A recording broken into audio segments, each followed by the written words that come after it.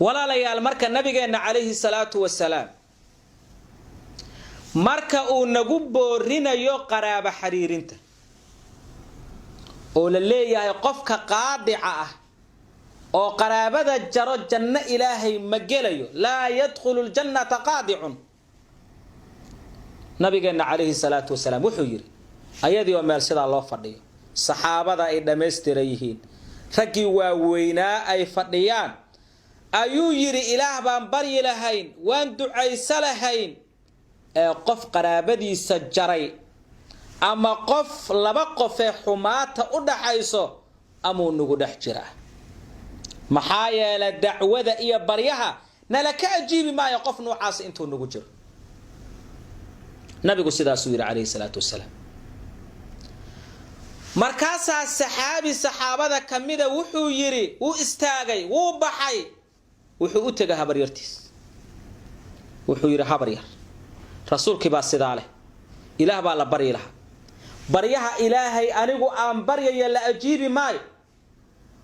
halka qaadic iyo qaraabo goy meesha ku sugan yahay dacwo la kor yeeli maayo habaryar i cafi soo ka soo qaatay qalbigu u soo furay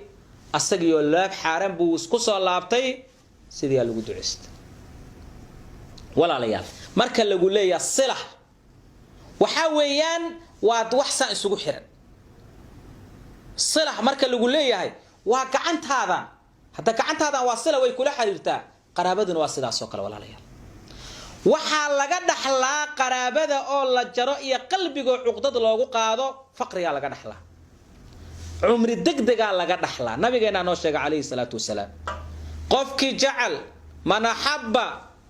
qofkii jacal an yubsada lahu fi rizqi rizqigiisa in loo fidiyo waqtigiisana loo dibdhigo falyasil rahimahu ayu nabigeenu yiri alayhi salatu wasalaam qaraabadiisa ha xariiriyo maxaa walaalayaal qaraabadu waxay istaagaysaa maalinta qiyaamaha siraadka dhinaciisa ku istaagaysaa markaasay kugu dhagaysaa xageed ka maraysa cimrigaagana ama waa dhimanaysaa ama waa lagu culimadu waxay yiraahdeen hatta lawhul mahfuudka waqtiga kugu qorna culimadana ay yiraahdeen qaraabada hadii aad jarto waa laga soo kansala waqtigaaga wala soo gabagabayna wala soo yareynaaba waxa la sheegaa laba nin oo boqoryaal ah oo laba malik ah oo midna qaraabadiisa oo aad u wanaaji jiray midna qaraabada aad u dhibi jiray qaraabada iyo dadka raciyada ah oo mas'uulka ka yahay oo shacabka ayuu dhibi jiray midna uu naxariisan jiray nabiga marka waxa loo waxyooda baa la yiri maligan boqorkan wanaagsan noloshiisa waxa ka dhiman 3 sano kan liitana umrigiisa waxa ka dhiman 30 sano nabigi waxa uu sheegay dadku wuxuu yiri kan wanaagsanna waqtigiisa 3 sano kaliya ka harsan kanna 30 sano ayaa waqtigiisa ka harsan way soo yimaadeen rabbiyo sida hana yeeli kan oo liito 30 sano haduu nasiihayo dhibaato ka bixi mayno rabbiyo ilaahay markay bariyeen baa waxa la yiri ki xuma waxa lagu wareejiyay 3 sano 3 sano kadib uu dhintay ki wanaagsana ee la amaanay qaraabada xariiriye qaraabada jaclaana waa loogu diray lawhul mahfuudka waxa ugu qornaa 3 sano kaliya umrigiisa inay ka dhimanta waa loogu soo diray 30 sano loo gaarsiiyay kana 30 sano kadib uu geeriyooda kana 3 sano kadib uu geeriyo faqriga waxaan qalbiga lagu hayo oo waxba ku taraynin waxa la yiraahdaa qofka waxa dilaa la yiraahdaa wax ilaahay uu qoro ayuu xastaya maal ilaahay uu qoro xastaya awlaad ilaahay uu qoro xastaya cilmi ilaahay uu qoro xastaya martaba iyo sharaf qof gaaray ayuu xastaya asaga haduusan ilaahay u qorin xaquu ka keenaya maalkan hadaan lagu qorin xageed ka keenaysa oo cilmigan hadaan lagu qorin xageed ka keenaysa oo caafimaadkan axasaysa hadaan lagu qorin xageed ka keenaysa wala tatamannu ma faddala Allahu bihi ba'dakum ala ba'din bu ilaahina li hatamaninu haj'alana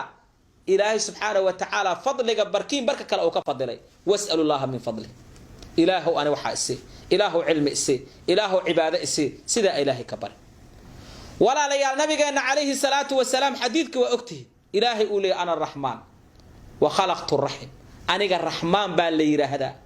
رحمنا أنيق يا أبو رو قرابئه وشققت اسم من أسمائي مقعيدا إذا كمدا أيان كد الله عيون كجاحي ولا ليال وحا لو باهanya qalbigan jiran waa qalbiga qiyaamaha aan wax ku taraynin waa midka adduunyada ku keenaya cimri degdega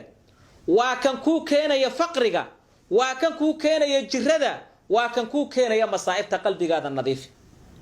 qalbigaada nadiif yawma la yanfa'u malun wala banuna illa man atallaha biqalbin salim maalna wax ku tari maayo wiilalna wax ku tari maayaan qiyaamaha waxa wax ku tarayo waa qalbi saliim oo aala timaado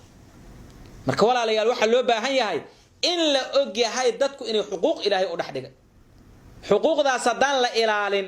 oo faraha ay ka baxdo waxa faraha ka baxayo wax kasta maxaa yeelay ilaahay adiga hadaa ilaaliso markaasoo ku ilaalina ihfadillah yahfadka wa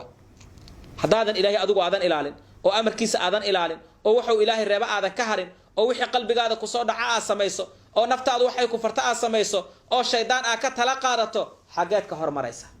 adduunyada goormeed ku hormaraysa aakhirada sa goormeed ku hormaraysa walaalka muslimka ah waxa loo baahan yahay in aad diinka ilaahay subhanahu wa ta'ala loogu dhigo